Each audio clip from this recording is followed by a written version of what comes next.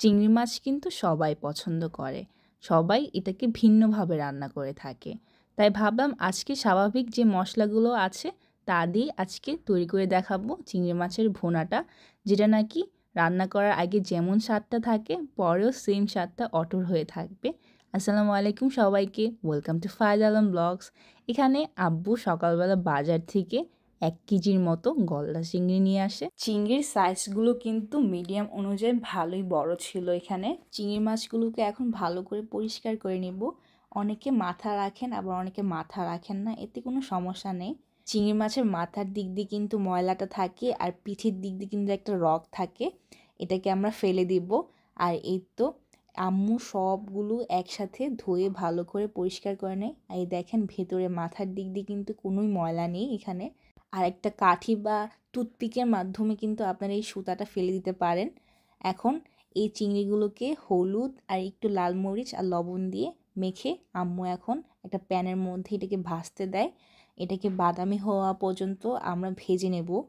দেখবেন আবার বেশি ভেজে ফেলবেন না। আর এখন আম্মু আপনার ভুনার জন্য যেই প্রসেসটা এটা এখন শুরু করে দেয়। এর মধ্যে আম্মু 1 কাপের মতো পেঁয়াজ কুচি দিয়ে দেয় সয়াবিন তেলের মধ্যে, আর এটাকে বাদামি হওয়া পর্যন্ত আম্মু রান্না করতে থাকে। এই তো যখন হালকা এমন বাদামি হয়ে যাবে, এর মধ্যে যে আমাদের ঘরোয়া মশলাগুলো থাকে সেটা দিয়ে দেয়। এখানে 1 টেবিল চামচ করে প্রত্যেকটা মশলা দিয়ে দেয়। হলুদ গুঁড়ো, লাল মরিচ গুঁড়ো, জিরে গুঁড়ো, ধনে গুঁড়ো দিয়ে দিবে। মশলাটা ভালোভাবে পেঁয়াজটার সাথে মিশিয়ে এটাকে কষিয়ে নিব। এখানে কিন্তু আম্মু কোনো পানি দেয়নি, পানি না দিয়ে কিছুক্ষণ ধরে এখানে কষিয়ে নিব। একটু কষানোর পর এর মধ্যে আম্মু 1 কাপের মতো পানি দিয়ে দেয়, দিয়ে এটা বলক হওয়া পর্যন্ত ওয়েট করতে থাকে। আর এখানে আম্মু একটা টমেটোকে কিউব করে কেটে দিয়ে দেয়। আর এই তো দেখেন পুরো কিন্তু কষানো হয়ে গিয়েছে, কারণ তেল কিন্তু দেখা যাচ্ছে উপরে চলে আসছে তেলটা। এর মধ্যে এখন ভেজে রাখা যে চিংড়িগুলো ছিল, এই তো চিংড়িগুলো এটা এখন দিয়ে দিবে।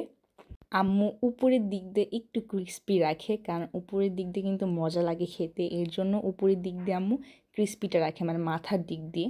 আর এটাকে ওই কষানোর মধ্যেই 5 থেকে 10 মিনিটের মতন রান্না করে নেবে। 2 মিনিটের মতো মিডিয়াম আঁচে এটাকে রান্না করার পর এর মধ্যে আম্মু 1 কাপের মতো পানি দিয়ে দেয়, দিয়ে এটাকে 10 মিনিটের মতো কুক হতে দেবে। চিংড়ি মাছকে কিন্তু তেমন বেশি রান্না করতে হয় না, কারণ এটা তাড়াতাড়ি হয়ে যায়। আপনি যত বেশি রান্না করবেন সেটা কিন্তু তত শক্ত হয়ে যাবে, আর তখন চিংড়ি মাছটা রাবারের মতন হয়ে যাবে। আর এই তো বলতে গেলে চিংড়ি মাছের পানিটা একটু শুকিয়ে আসে, আর আম্মু এর মধ্যে ধনে পাতাটা দিয়ে দেয়। ধনে পাতা দেওয়ার পর কিন্তু স্মেলটা পুরোই অন্যরকম এসেছে। আর এই তো আমাদের বলতে গেলে হয়ে গিয়েছে পুরোপুরি। আম্মু একটু ভুনা ভুনা পছন্দ করে দেখে আম্মু গ্রেভিটা এত বেশি রাখে নাই, কিন্তু আপনারা একবার হলেও ট্রাই করে দেখবেন, এমন করে খেতে কিন্তু অনেক মজা। এই তো আমাদের রেসিপিটা হয়ে গিয়েছে। ভালো লাগলে আপনারা আপনাদের ফ্রেন্ডসদের সাথে শেয়ার করতে পারেন। আর যদি কিছু আস্ক করা থাকে আপনারা কমেন্ট বক্সে কমেন্ট করতে পারেন।